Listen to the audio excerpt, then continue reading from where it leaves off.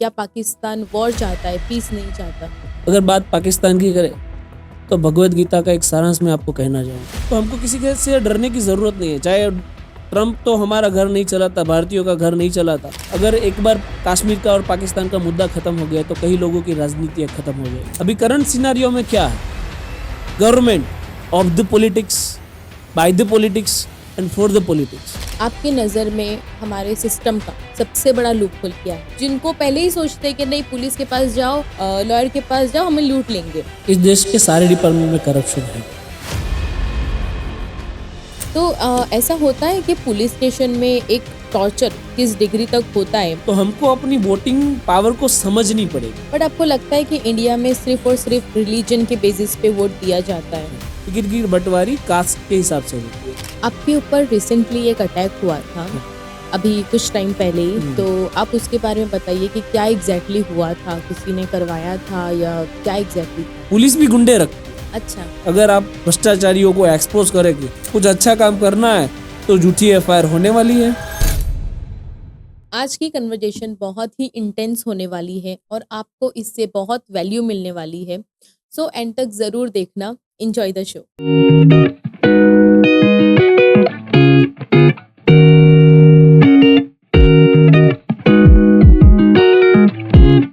Cease fire होने के बाद भी पाकिस्तान ने अटैक किया, तो क्या फिर से वॉर हो सकता है इंडिया पाकिस्तान के बीच में? क्या पाकिस्तान वॉर चाहता है, पीस नहीं चाहता? अगर बात पाकिस्तान की करें तो भगवत गीता का एक सारांश मैं आपको कहना चाहूँगा कि जब जब धर्म के नाम पे अधर्म हो, अत्याचार हो, तब पुनः धर्म स्थापना के लिए संपूर्ण विध्वंस जरूरी है।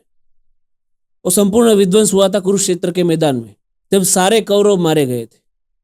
पापी तो मारे गए थे, लेकिन पापी के साथ साथ जो पाप में सहभागी थे, चाहे गुरु द्रोण हो, कर्ण हो, सभी को मारा गया था। यानी कि वो वॉर में और इस वॉर में डिफरेंस है। मैं समझ सकता हूँ कि इंटरनेशनल ट्रीटी है, इंटरनेशनल थ्रेट है, इंटरनेशनल प्रेशर है, सबको हैंडल किया जाएगा। लेकिन एक बात मैं दावे के साथ कह सकता हूँ कि सबसे बड़ी 4th रैंक की आर्मी है हमारे पास, इंडिया के पास, विश्व में 4th रैंक की आर्मी है। अगर पाकिस्तान के साथ वॉर किया जाए तो इस देश का बच्चा, बूढ़ा, युवा सभी इंडियन गवर्नमेंट के साथ है। बिल्कुल। तो फिर हर बार ऐसे ही कश्मीर का मुद्दा हो या आतंकवाद का मुद्दा हो छोड़ना जरूरी नहीं है। पाकिस्तान को करारा जवाब देना चाहिए। वंस फॉर ऑल कश्मीर का मुद्दा सॉल्व होना चाहिए। जो कश्मीर का मुद्दा है, कहीं ना कहीं मैं समझता हूँ कि इस देश में बहुत सारे पढ़े लिखे पॉलिटिशियन हैं, सब कुछ राजनीति जानते हैं, बाद में भी ये कश्मीर का मुद्दा सॉल्व नहीं हो रहा। कहीं ना कहीं यहाँ पे मुझे लगता है कि अगर कश्मीर का मुद्दा खत्म हो गया तो फिर कहीं राजनेताओं की राजनीति ही खत्म हो जाएगी, इसलिए इसको कंटिन्यू किया जाता है। बट आपको लगता है कि इसका कोई हमारे पास परमानेंट सोल्यूशन है कि जो टेररिज्म, जो अटैक होते हैं बार बार कश्मीर के ऊपर और ऑल ओवर इंडिया में, कहीं ना कहीं आप ले लो हमेशा ही हुए ही है पाकिस्तान के तरफ से, तो इसका कोई परमानेंट सोल्यूशन है कि टेररिज्म खत्म किया जाए? अगर अटैक की बात करें तो अक्षरधाम हुआ, अमरनाथ हुआ, पठानकोट हुआ, पुलवामा हुआ, अभी पहलगाम हुआ। मुझे अभी ये बात चुभ रही है काठी की तरह। मैं आपसे शेयर करूंगा कि सीज फायर किया, कोई बात नहीं, चलो हुआ। जो 3 लोग आए थे जिन्होंने धर्म पूछकर 27 लोगों को गोली मारी है, बिल्कुल, वो लोग आज भी आजाद हवा में श्वास ले रहे हैं। कैसे? क्यों? उनका हमने क्या बदला लिया? चलो पाप में जो सहभागीदार है उनको तो हम मारेंगे, लेकिन जिन्होंने पाप किया, जिन्होंने बेकसूर को मारा, वो आज भी जिंदा घूम रहे हैं। तो इसका एक परमानेंट सॉल्यूशन है। मैंने बोला ना कि 4th रैंक की इंडियन आर्मी है हमारे पास की पूरे वर्ल्ड में, तो हमको किसी से डरने की जरूरत नहीं है। चाहे ट्रम्प तो हमारा घर नहीं चलाता, भारतीयों का घर नहीं चलाता, इंटरनेशनल प्रेशर ध्यान में रखा जाता है, लेकिन वंस फॉर ऑल सॉल्यूशन भी चाहिए। पाक ऑक्यूपाइड कश्मीर जिसको हम पीओके बोलते हैं, राइट? तो पीओके में थोड़ी सी भी जगह हम नहीं ले पाए। इससे पहले भी कई सारे वॉर हुए पाकिस्तान के साथ, उसमें बंटवारा हुआ, बांग्लादेश का जन्म हुआ, तो ये सब वॉर हम देख चुके हैं, हमारी पीढ़ियां देख चुकी है पुरानी। तो इस वॉर में भी एक फाइनल कंक्लूजन होना चाहिए और आना चाहिए कि जिससे आने वाले दिनों में कोई भी टेररिस्ट इंडिया के सामने देखने से पहले आतंकवादी देखने से पहले 100 बार सोचे, क्योंकि मैं ये मानता हूं कि पाकिस्तान जो आतंकवाद से चलता है, आतंकवाद को पनाह देता है, वो देश कभी नहीं सुधरेगा। बिल्कुल। आज उनको मौका दिया जाएगा तो इन फ्यूचर में भी वो हमारे साथ आतंकवाद के रिलेटेड अन्य एक्टिविटी करेंगे और कई हमले हमको सहन करना पड़ेगा। बट आपके हिसाब से जैसे इसका सोल्यूशन क्या हो सकता है कि हमें क्या करना चाहिए, हमारी गवर्नमेंट को क्या करना चाहिए? अभी सब हम ही सोचेंगे तो गवर्नमेंट क्या करेगी? हमारे पास रॉ एजेंसियां हैं, इंडियन इंटेलिजेंस है, करोड़ों रुपए हम खर्च करते हैं उनके पीछे। वो लोग, ये पहलगाम अटैक की बात कर रहा हूँ मैं, कि भाई जो कश्मीरी लोग थे वो बाहर गए, पाकिस्तान गए, 2 साल उन्होंने ट्रेनिंग ली, वापस आए इंडिया में और 27 लोगों को धर्म पूछ के गोली मारी। तो क्या कर रही थी इंडियन इंटेलिजेंस, इंडियन रॉ? तो ये सारे फैक्टर को कंसिडर करके उसको एक वंस फॉर ऑल सॉल्यूशन, वो है ही, सब भारतीयों का एक ही आवाज है, पाकिस्तान को निस्ते नाबूद किया जाए। सही बात। तो सॉल्यूशन है और मुझे पूरा भरोसा है इस देश की आर्मी के ऊपर कि वो कर सकती है। तो आपको क्या लगता है कि गवर्नमेंट को क्या करना चाहिए? क्योंकि सबके ही दिमाग में कोई ना कोई एक रहेगा आइडिया कि हमें कोई बोलेगा पाकिस्तान को टेक ओवर कर लो, कोई बोलेगा पाकिस्तान कोई वर्ल्ड मैप से हटा दो। अभी तो ये भी ट्रेंड कर रहा है कि पाकिस्तान को वर्ल्ड मैप से हटा दो। तो सबके पास पाकिस्तान के लिए कोई ना कोई सोल्यूशन है, तो हम क्यों पीछे हट रहे हैं? हम लोग एक स्ट्रॉन्ग एक्शन क्यों नहीं लेते अगेंस्ट पाकिस्तान? मैंने बोला ना कि यहाँ पे गुड गवर्नेंस नहीं है। गुड गवर्नेंस यानी क्या? मैं आपको बोलूंगा कि मैंने पहले भी यही पॉडकास्ट में कहा कि अगर एक बार कश्मीर का और पाकिस्तान का मुद्दा खत्म हो गया तो कई लोगों की राजनीति खत्म हो जाएगी। सही बात। तो यहाँ पे गुड गवर्नेंस की बात यही है कि हमने पढ़ा है, कई बार सुना है कि व्हाट इज डेमोक्रेसी। डेमोक्रेसी यानी government of the people, by the people and for the people.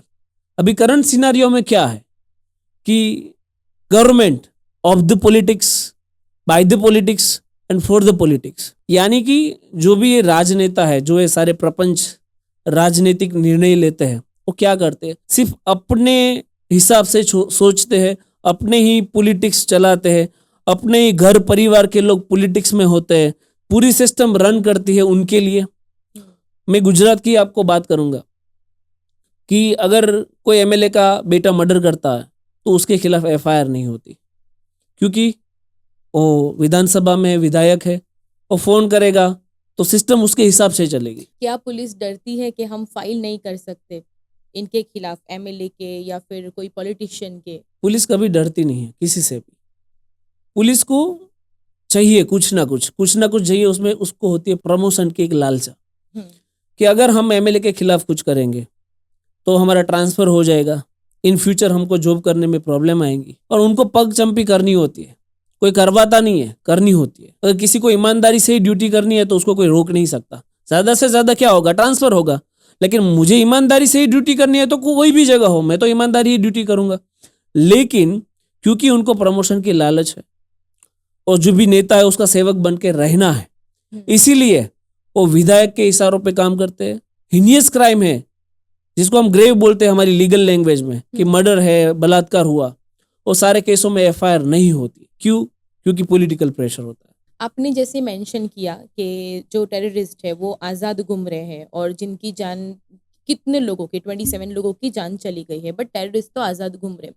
तो क्या ऐसा होता है कि इज इट ट्रू के टेररिस्ट कोई आके सबके सामने उसने गोलियां चला दी? सीसीटीवी फुटेजेस होते हैं हमारे पास उसका पूरा एविडेंस होता है, बट फिर भी अगर उनको पकड़ भी लिया जाए तो भी उनका केस सालों साल कोर्ट में चलता है। लॉयर केस भी ले लेते हैं उनका, जबकि पता है कि ये क्रिमिनल है, ये टेररिस्ट है, इन्होंने क्राइम किया है, सबके सामने क्राइम किया है और एविडेंस भी है, बट फिर भी वो केस सालों साल चलता है कोर्ट में।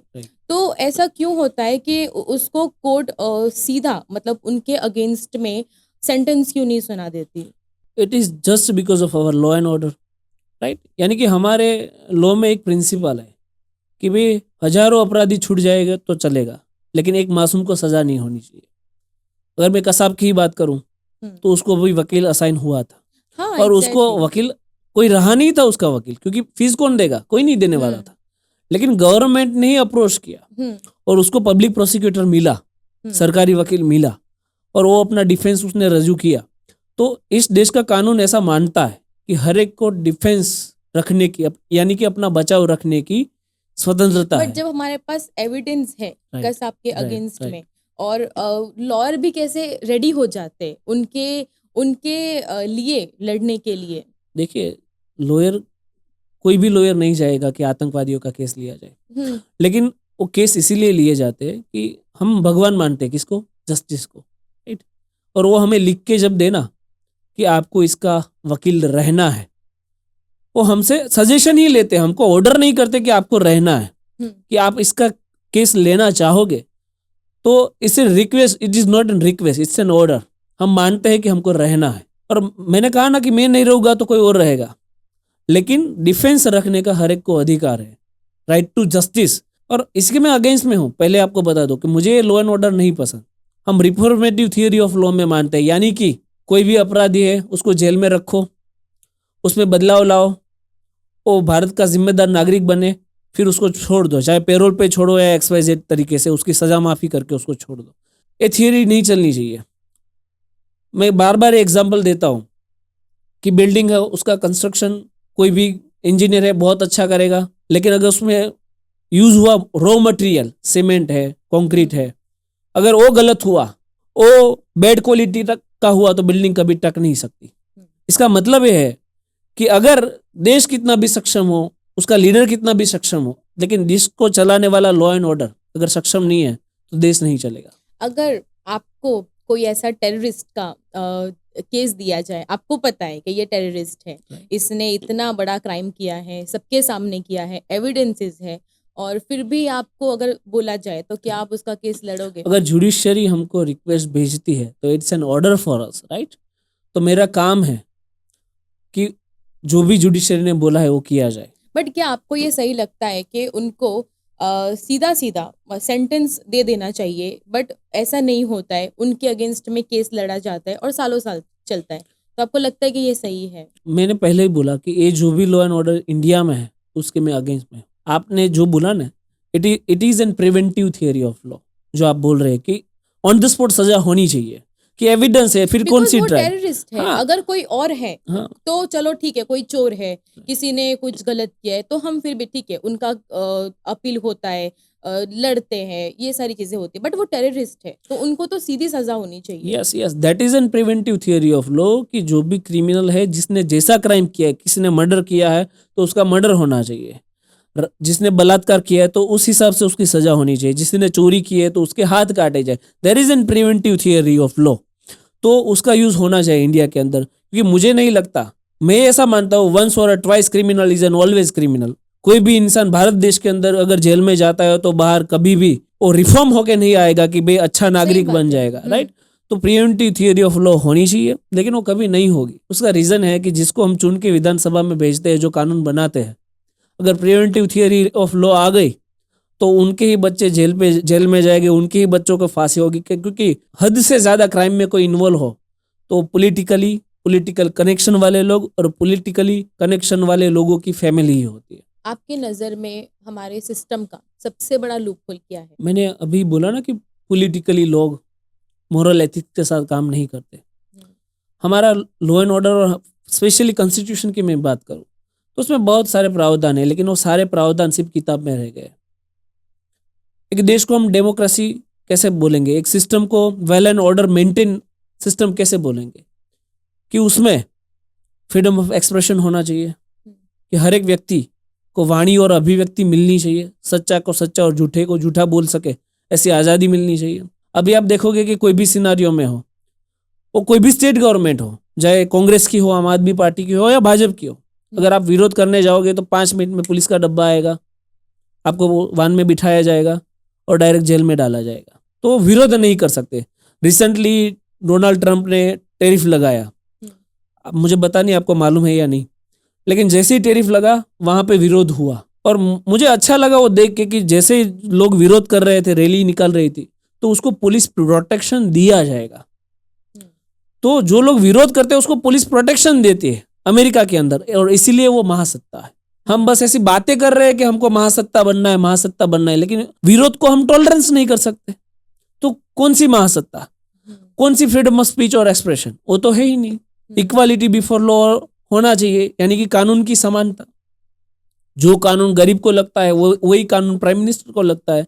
लेकिन यहाँ पे अगर नेता की रैली तो छोड़ो, अगर नेता की बेटी की गाड़ी होगा, उसका कजिन ब्रदर उसकी गाड़ी होगा, तो पूरे काले शीशे वाली गाड़ी रखेगा, नंबर प्लेट नहीं रखेगा, उसमें बोर्ड लगाएगा कि एमएलए। तो यहाँ पे कानून की कोई समानता नहीं है। अगर आप जेल में जाओगे तो आपको सबके लिए सेम लॉ नहीं है। सेम लॉ नहीं है। अगर आप जेल में जाओगे तो आपको ये पता चलेगा कि कई गरीब लोग, उनका छोटा सा अपराध है, कई छोटी मोटी चोरी की है और सालों से जेल में बंद है, क्योंकि उनके पास पैसा नहीं है अच्छा वकील रखने के लिए, उनके पास पैसा नहीं है जो खर्च कर सके। अगर पैसा नहीं है तो फिर तुमने क्राइम कौन सा भी किया हो, आपको जेल में रहना पड़ेगा। लेकिन अगर आपके पास पैसा है तो आपने बलात्कार किया है, मर्डर किया है, कोई फर्क नहीं पड़ता, अच्छा वकील रखो, बाहर निकल जाओ। तो इक्वालिटी बिफोर ऑफ लॉ नहीं है, रूल ऑफ लॉ नहीं है, और फ्रीडम ऑफ स्पीच और एक्सप्रेशन नहीं है। इसीलिए इस देश में जो भी गवर्नमेंट चलती है उसको गुड गवर्नेंस कभी भी नहीं कहा जाता। आप करप्शन के अगेंस्ट में स्टैंड लेते हैं एंड पुलिस से लड़ते भी हैं, पुलिस से क्वेश्चंस भी करते हैं। आपको कभी ऐसा हुआ है कि आपको कोई थ्रेट्स मिले हैं, कोई डराने वाला आपको कॉल आया हो या मैसेज आया हो कि अभी बंद कर दो जो कर रहे हो, ये सब चीजें, ऐसा कभी हुआ है? मैं गुजराती लोक साहित्य पढ़ता हूँ, उसमें एक काव्य है मुझे अच्छा लगता है कि मोतीडा एरंडिये ओराय, माथे घण केरा घा, फूटे એને फटाकिया કહેવાય, ખરાની ખરું ખરે ખબરું થાય। मीनिंग उसका है कि जब मुझे थ्रेट मिलते हैं, मुझे जान से मारने की धमकियां मिलती है, तब मुझे ये पंक्तियां याद आती है कि बस यही तो चैलेंज है, इसको तो एक्सेप्ट करना है। सिस्टम में अगर डर के रहना है तो फिर वजूद क्या है हमारा। कई सारे लोग हैं जिनकी कोई आवाज ही नहीं है, पुलिस स्टेशन में उनके साथ ब्रूटैलिटी होती है, रोड पे उनके साथ ब्रूटैलिटी होती है, कोई गाली गलौज करके चला जाता है, लेकिन उनके पास वॉइस नहीं है। जब मैं वॉइस बना तो मुझे रियलाइज हुआ कि वो क्यों आवाज नहीं उठाते। अगर आवाज उठाई जाएगी तो उसको दबाने के लिए बहुत सारे फैक्टर है। आपके ऊपर फॉल्स फैब्रिकेटेड एफआईआर होगी, आपको थाने ले जाएगा, आपको टॉर्चर किया जाएगा, आपको कोर्ट कचहरी के धक्के काटने हैं। तो फिर इसीलिए कोई सामान्य इंडिविजुअल इस देश में आवाज नहीं उठाता, लेकिन किसी को तो उठानी पड़ेगी ना। तो उस थ्रेट्स को परे हुए जो भी अटैक मेरे ऊपर हुआ उसको भी नजरअंदाज करते हुए हम आगे बढ़े, और इतने सारे लोग हमारे साथ जुड़ते गए, क्योंकि आवाज तो सबके पास थी लेकिन दबी हुई थी। कोई एक व्यक्ति मिला कि ठीक है चलो ये इंसान है, ये हमारी आवाज बन सकता है। आज हमारे साथ लाखों लोग जुड़े हुए, इसीलिए क्योंकि उस थ्रेट को हमने कभी कंसीडर नहीं किया कि चलो अगर कुछ अच्छा करना कभी है। आपको ऐसा डर लगा है कि कुछ हो गया, कुछ मुझे जेल हो गया अगर मैंने ऐसे कुछ किसी के ऊपर कमेंट किया तो? देखिए, वीर भगत सिंह को आइडल मानता हूँ, मेरे बाजू में ही उनकी तस्वीर हमेशा लगी रहती है। तो कभी ऐसा नहीं सोचा कि क्या होगा, क्योंकि 23 साल की उम्र थी जब उनको फांसी हुई। उनका लास्ट वर्ड था इनकलाब जिंदाबाद, कि मैं रहूं या ना रहूं लेकिन क्रांति रहनी चाहिए, क्रांति अमर रहे, इनकलाब जिंदाबाद का मतलब है। तो बस यही एक थॉट है कि क्रांति रहनी चाहिए इस देश में। जब भी कुछ गलत होगा, सामान्य लोगों, गरीब लोगों को कोई हैरान परेशान करेगा, तो आवाज उठाने के लिए कोई ना कोई तो होना ही चाहिए। और उन्हीं का एक कोट्स है जिसको मैं मानता हूं कि सरफरोशी की तमन्ना अब हमारे दिल में है, देखना है जोर कितना बाजुए कातिल में है। यानी कि अब इस देश के लिए अगर कुर्बान होना पड़े, माटी में मिलना पड़े तो हमें मंजूर है, लेकिन इस देश के लिए हम कभी पीछे हट नहीं करेंगे, हम किसी के सामने झुकेंगे नहीं, और देश के लिए जो भी कुछ अच्छा लगे, इस देश के लोगों के लिए जो भी कुछ अच्छा लगे वो हम करते रहेंगे। आप अपना आइडियल किसको मानते हैं, कि आप किससे इंस्पायर होते हैं? आपने जो एक स्टैंड लिया है करप्शन के अगेंस्ट में, तो कोई है आपका ऐसा इंस्पिरेशन जिनसे आप इंस्पायर होते हैं? मैंने अभी बोला कि मेरा आइडल और इंस्पिरेशन वीर भगत सिंह है। और करंट सिनारियो में, अगर प्रेजेंट सिचुएशन में हम बात करें, तो 80 करोड़ गरीब है इस देश के अंदर, और गुजरात के अंदर जो भी ये सारे गरीब बेसहारा लोग हैं, जिनका कोई वॉइस नहीं है, जिनको हरदम भ्रष्टाचार के अंदर पीसा जाता है। अगर कोई कचहरी में जाए तो धक्के पे धक्के दिए जाते हैं कि भाई कल आना, परसों आना, आपका काम नहीं होगा। गांधी जी चले गए, लेकिन जब तक आप गांधी जी स्वरूप नोट नहीं देंगे तब तक आपका काम नहीं होगा।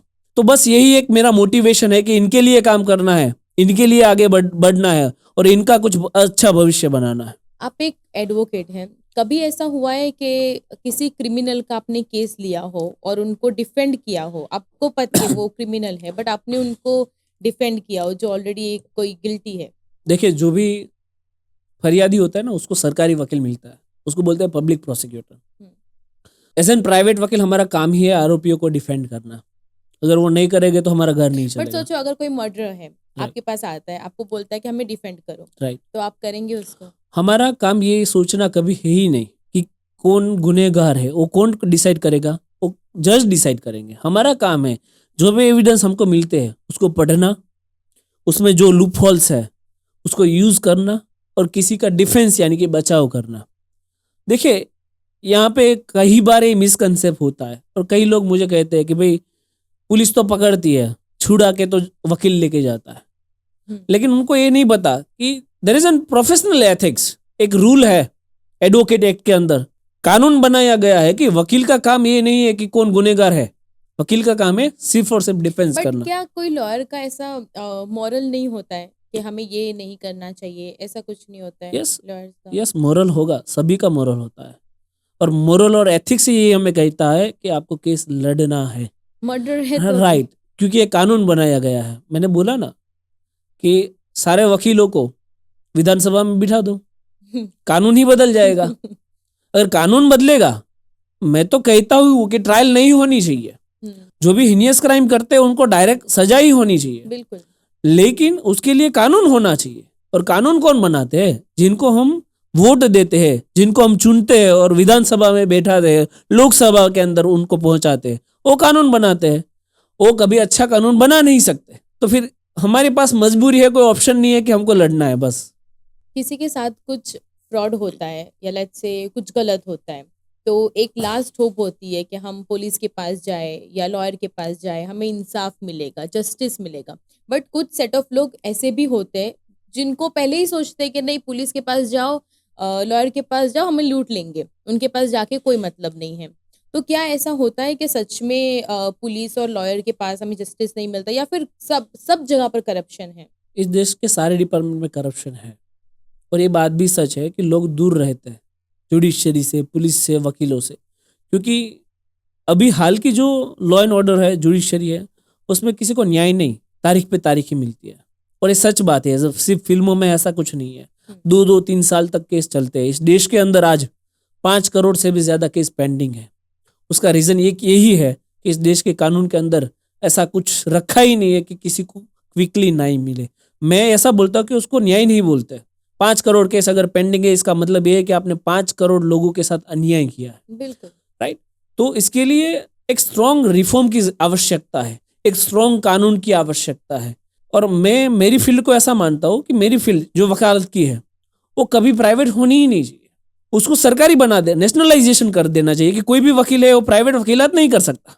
और गवर्नमेंट एम्प्लॉय, उसकी फिक्स सैलरी है। अगर मेरी फिक्स सैलरी है तो मेरा काम है सिर्फ और सिर्फ अच्छा काम करना, डिफेंस करना, बचाना और लड़ना। बट आपने जैसे कहा कि करप्शन हर जगह है, तो अगर प्राइवेट ना हो और अगर गवर्नमेंट के थ्रू हो, तो वहां पे भी तो फिर करप्शन होगा।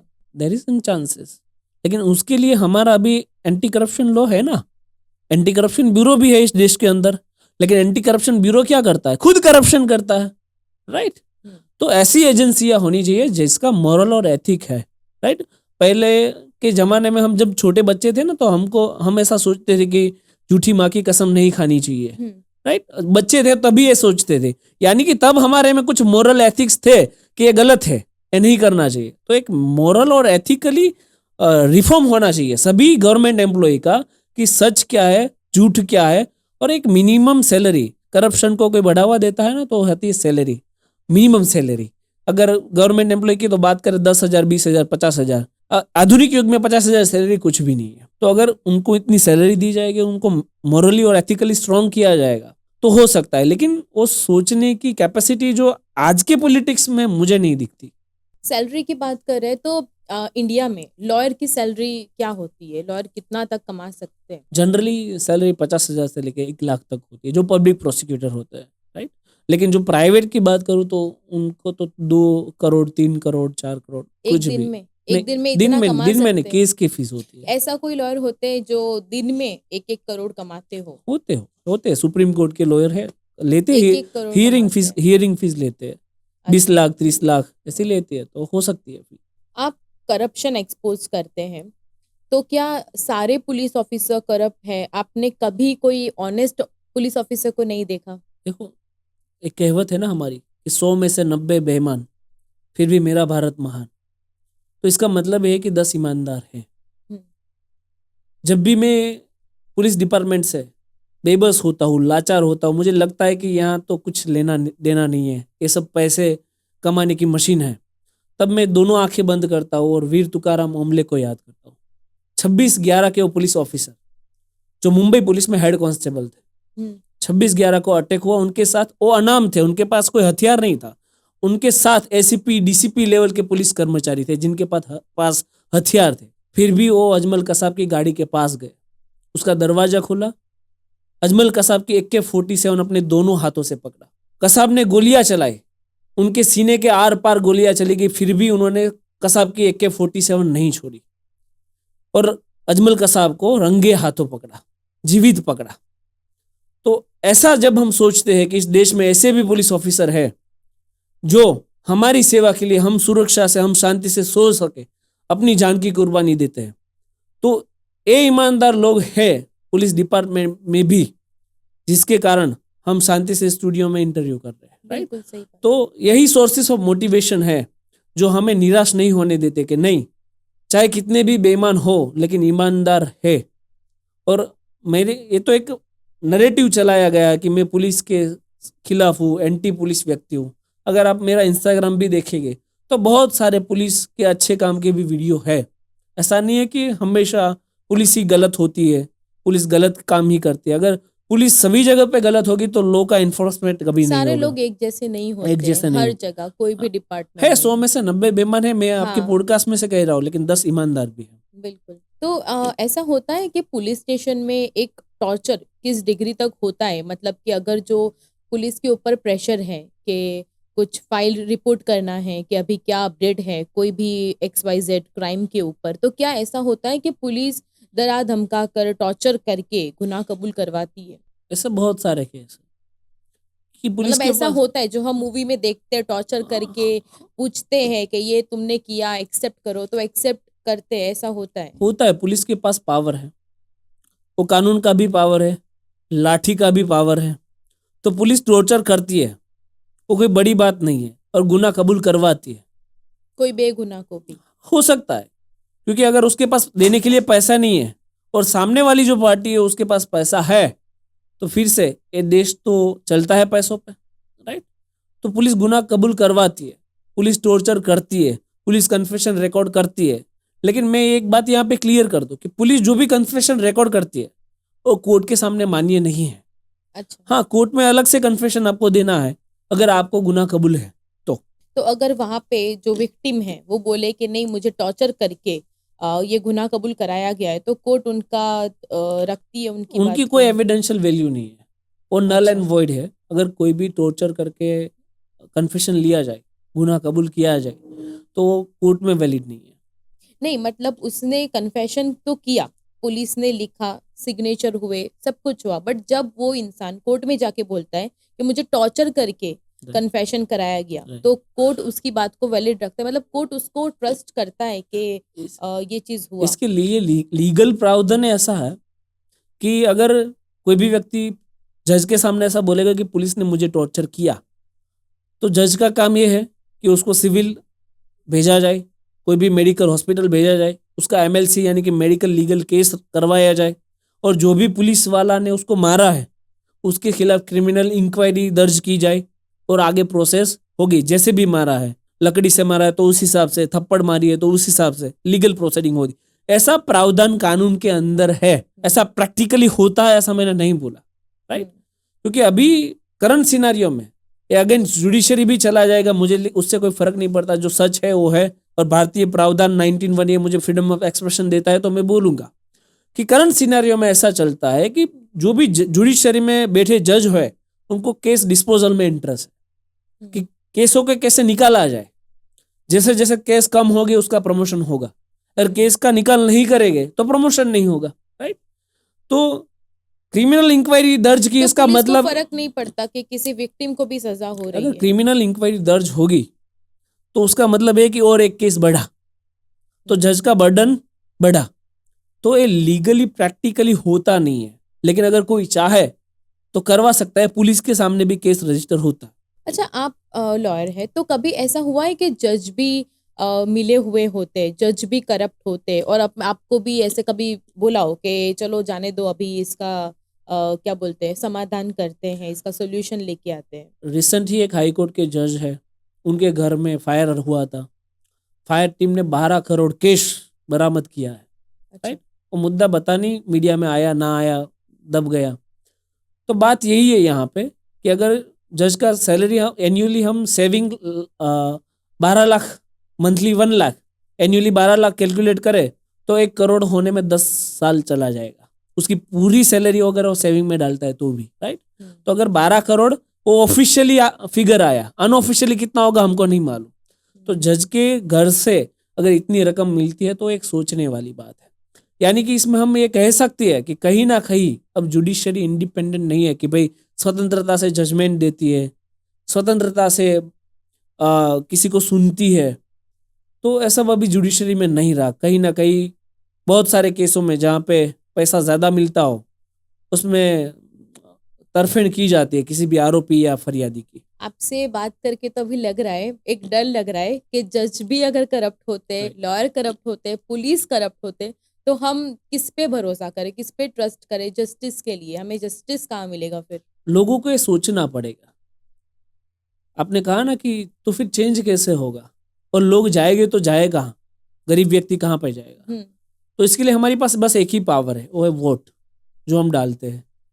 क्या देख के कि ये मेरी ज्ञाति का है, मेरी जाति का है, मेरे धर्म का है, या फिर ये कौन सी पार्टी का है। चाहे उस इंसान को, उस उम्मीदवार को आप जानते हो या ना जानते हो, आप वोट डालते हो। राइट, तो हमको अपनी वोटिंग पावर को समझनी पड़ेगी कि हम वोट उसको दे जिसको हम जानते हैं, जो हमारे काम करता है, जो हमारे एरिया में किसी गरीब की मदद करता है। राइट, ऐसे इंसान को हमने वोट डाला। ऐसा पढ़ा लिखा इंसान, एक क्रिमिनल आके गुंडे जो अभी विधानसभा में और लोकसभा में बैठे, उनको हटा के जब अच्छे इंसानों को विधानसभा और लोकसभा में बिठाया जाएगा तो वो सोचेगा कि हमें गरीब कल्याण के लिए क्या करूं, मैं इस देश का भला होने के लिए क्या करूं। तो तब देश का कल्याण होगा, जुडिशरी का कल्याण होगा, लॉ एंड ऑर्डर मेंटेन होगा, अच्छा कानून आएगा, और अच्छा कानून आएगा तभी ये सारी परिस्थितियां है उसमें चेंज आएगा। आप किसको वोट देते हैं?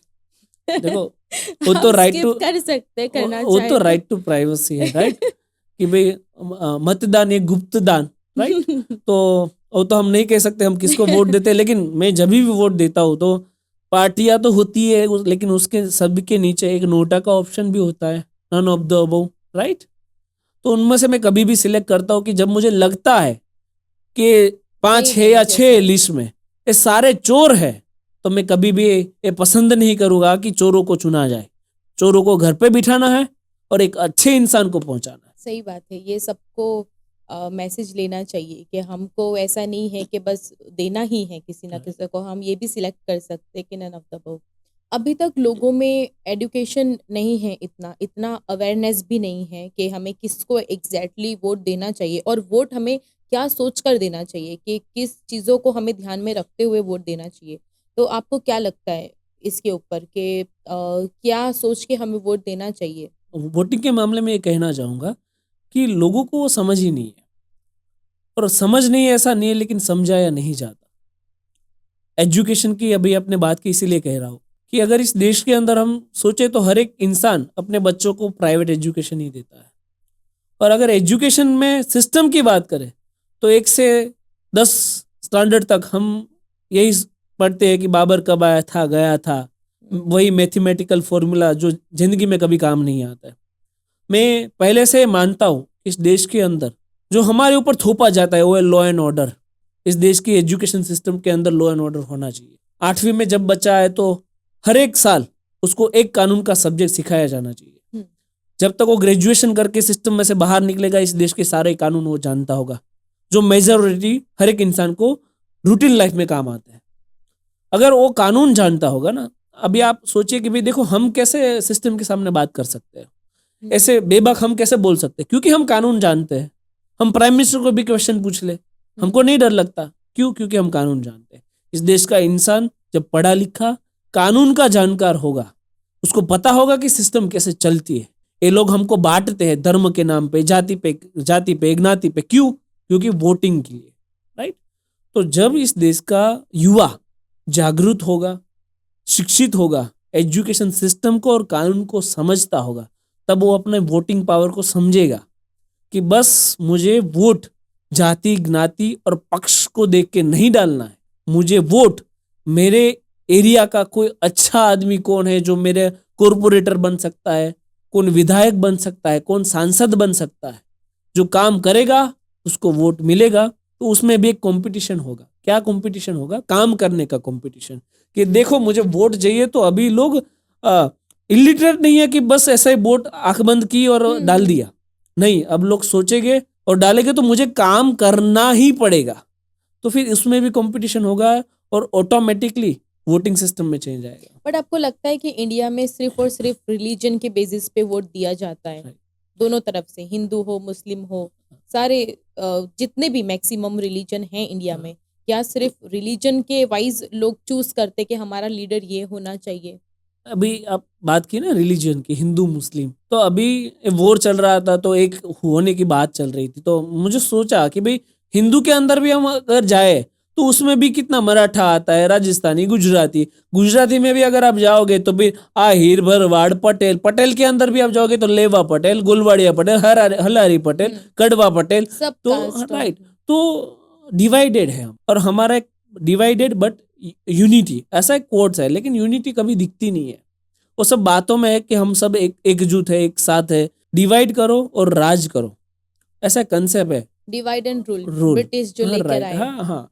तो ये पॉलिटिक्स में कंसेप्ट अभी भी चल रहा है। जब भी इलेक्शन आना होता है तब एक सर्वे किया जाता है कि कौन से कास्ट की बहुमति है और उसके हिसाब से टिकट दी जाती है, ना कि कौन व्यक्ति है जो युवा है, जो पढ़ा लिखा है, जो लोगों के काम करता है। इस हिसाब से टिकट की बंटवारी नहीं होती। टिकट की बंटवारी कास्ट के हिसाब से होती है। तो इस देश में कास्टिज्म सिर्फ और सिर्फ वोट लेने के लिए है। तो एक सिस्टम चेंज होनी चाहिए कि हमारी एलसी के अंदर एक सेकंड कॉलम आती है, what is your cast and religion, right. तो निकलनी चाहिए। अभी एट्रोसिटी का रूल है, बताए ना आपको, कि अगर किसी भी पछात वर्ग के लोगों को हम कास्ट पूछे तो फिर केस होता है, जेल में जाना पड़ता है, नॉन बेलेबल ऑफेंस है, जामीन नहीं मिलेगा। तो सभी ज्ञाति के लिए यही रूल होना चाहिए कि किसी की कास्ट कभी पूछनी ही नहीं है। अगर कास्ट की बात आई तो फिर कास्टिज्म आया ना। तो फिर लेकिन ये जो चोर को हमने बिठाया है वो तो विधानसभा में ऐसा कोई कानून लाएंगे नहीं ना, क्योंकि उनसे तो इनका राजनीति पूरी चलती है। तो डेफिनेटली बात है, अगर कोई अच्छा इंसान जब जाएगा तो ये सारे चेंज हो गए। आपके ऊपर रिसेंटली एक अटैक हुआ था अभी कुछ टाइम पहले ही, तो आप उसके बारे में बताइए कि क्या एग्जैक्टली हुआ था, किसी ने करवाया था या क्या एग्जैक्टली था? देखिए, रिसेंटली ही डीजीपी का एक परिपत्र था कि कोई भी पुलिस कर्मचारी काले शीशे वाली number plate, without number plate की गाड़ी नहीं रखेगा। और मैं लॉ एंड ऑर्डर में मानने वाला व्यक्ति हूँ। मैंने कहा ना कि मैं रूल ऑफ लॉ को फॉलो करता हूँ, कि कानून राजाओं का भी राजा है, कानून के ऊपर कोई नहीं है। तो जब भी मैं देखता हूँ कि जिनका काम लॉ एन्फोर्समेंट करना है, यानी कि कानून का पालन करवाना है, वो खुद कानून का पालन नहीं कर रहे। तो मैंने देखा कि पर्वत पाटिया पे एक काले शीशे वाली विदाउट नंबर प्लेट की गाड़ी है। हम वहाँ पे गए, हमने लाइव किया, हमने 100 नंबर पे फ़ोन किया। हाँ, देखिएगा कि हमने 100 नंबर पे फ़ोन किया कि यहाँ पे एक विदाउट नंबर प्लेट की काले शीशे वाली गाड़ी है। और जो वहाँ पे अंदर पुलिस कर्मचारी था, पता नहीं उनका ईगो हट हुआ क्या हुआ हो, उन्होंने फ़ोन किया, उसके जो भी गुंडे होते हैं उनके साथ मिलके जो भी काम करते हैं, वो दलाल बिचौले, हाँ जी, पुलिस भी गुंडे रखती है। अच्छा। तो उन्होंने गुंडे को बुलाया और हमने पुलिस को बुलवाया। वो आए, उन्होंने स्टोन से पत्थर लिया, मेरे ऊपर अटैक किया गुंडों ने। हाँ जी, उसके भी पुलिस वाले के वो सागरित थे, अटैक किया। फिर हम अगेन पुलिस के साथ ही पुलिस थाने गए, पुलिस के सामने ही कंप्लेन लिखवाने। इतना हम कानून को मानते हैं। पुलिस थाने गए, हमारी एफआईआर ली गई। और ठीक है, सिस्टम हमको हथौड़ा मारती है और हम सीखते हैं हर बार कि क्रॉस एफआईआर हमारे ऊपर दर्ज की गई। मेरे ऊपर रायोटिंग की एफआईआर की गई कि मैं अपने गुंडे को लेके गया था वहां पे मारपीट करने, पुलिस कर्मचारी को मारने, उसकी ड्यूटी को इंटरप्ट करने, और मैंने उन लोगों को मारा है, हकीकत Okay. में मारा गया था हमको। हम्म, तो ये इंसिडेंट हो, इससे पहले भी मेरे ऊपर अटैक हुआ था। हर बार मेरे ऊपर क्रॉस एफआईआर की जाती है, और चाहे एट्रोसिटी हो, पुलिस को मारा, पुलिस को धमकाया, पुलिस की ड्यूटी में इंटरप्ट किया, कई धाराओं में मेरे ऊपर एफआईआर है, 22 से ज्यादा अर्जी और एफआईआर है मेरे ऊपर। तो अच्छा। कहना मेरा बस यही है कि अगर आप सिस्टम के सामने पढ़ोगे, अगर आप भ्रष्टाचारियों को एक्सपोज करेंगे, तो ये छोटी मोटी परेशानियां आती रहेगी, लेकिन उससे हमको अब कोई फर्क नहीं पड़ता, क्योंकि अब हमको आदत सी हो गई है कि बस कुछ अच्छा काम करना है तो झूठी एफआईआर होने वाली है, अटैक होने वाला है, थ्रेट्स आने वाले हैं, तो we are prepare for that. तो आपके अगेंस्ट में ऐसे कोई केसेस चलते हैं? हाँ जी, चल रहे हैं ना, अभी ट्रायल चल चल रहे रही है हैं। कोर्ट के अंदर मेरे अगेंस्ट में। मैंने कहा ना कि एप्लीकेशन है और एफआईआर है, तो उसकी ट्रायल भी चलती तो है। आपको भी एक अलग से लॉयर हायर करना पड़ता होगा, मेरी जो टीम है, वही इसीलिए हैंडल टीम करती रखी है। सूरत में है, हाई कोर्ट में है, सुप्रीम कोर्ट में है, क्योंकि अच्छा, अगर हम अंदर चले जाए तो कोई तो होगा जो हमको बाहर निकाले। Okay, right. बहुत सारी चीज़ें आपसे बात करके सीखने मिली, जानने मिली। हमारी ऑडियंस को भी आई एम श्योर के बहुत वैल्यू इससे मिली होगी। एक लास्ट मैसेज आप इस एपिसोड में एक लास्ट मैसेज आप क्या देना चाहेंगे ऑडियंस को? बस मेरा तो इंटरेक्शन हमेशा युवाओं के साथ होता है, मुझे अच्छा लगता है युवाओं के साथ बात करना। यहाँ पे आने का भी यही मोटिव है कि युवाओं को कुछ सीखने मिले। इस पॉडकास्ट में बहुत सारी मोटिवेटिंग चीज़ें भी होगी, डिमोटिवेटिंग चीज़ें भी होगी कि सिस्टम में ये सब चल रहा है, हम क्या करेंगे। तो इससे परेशान होने की बात नहीं है। अगर आप राष्ट्र के लिए आगे आओगे तो कुछ ना कुछ तो आपत्तियां आएगी, राइट। गुजराती में कहावत है ना कि हवन में हाडका नाखवा वाला होय। तो अगर कुछ अच्छा करने जाओगे तो कुछ प्रॉब्लम आएगी, लेकिन उस छोटी मोटी चीजों से, ठोकरों से आप 2 कदम आगे बढ़ोगे, आपको कभी कोई प्रॉब्लम नहीं होगी। और मैं हर बार एक चीज में मानता हूं कि इंस्टाग्राम में रील बनाते बनाते डंपर के नीचे आने से, मरने से 100 गुना बेहतर है कि राष्ट्र के लिए कुछ काम किया जाए, राष्ट्र के लिए कोई जोखिम उठाया जाए, और उसमें जोखिम उठाने से अगर स्वाभिमान भरी कोई मौत आती है तो वो 1001% अच्छी मौत है। तो हमको मरना नहीं है, हमको राष्ट्र के लिए आगे आने का इनिशिएटिव करना है। हमें क्या, हम क्यों करें, इस जो हमारा ओपिनियन है, इस ओपिनियन को हमको साइड में रखना है और राष्ट्र के लिए हम पहले, ऐसा एक ओपिनियन बनाना है। Okay, thank you so much you. हमारे पॉडकास्ट Thank में you. आने के लिए। Thank you. Thank you. And you were listening to the Rosie Show, where legends speak. Thank you so much for watching till the end. And please हमें comment में ज़रूर बताओ कि आप किसे हमारे पॉडकास्ट में एज अ गेस्ट देखना चाहते हो। And keep supporting us, follow and subscribe us ऐसे ही और भी वैल्यूएबल एपिसोड्स देखने के लिए। Thank you so much. जय हिंद।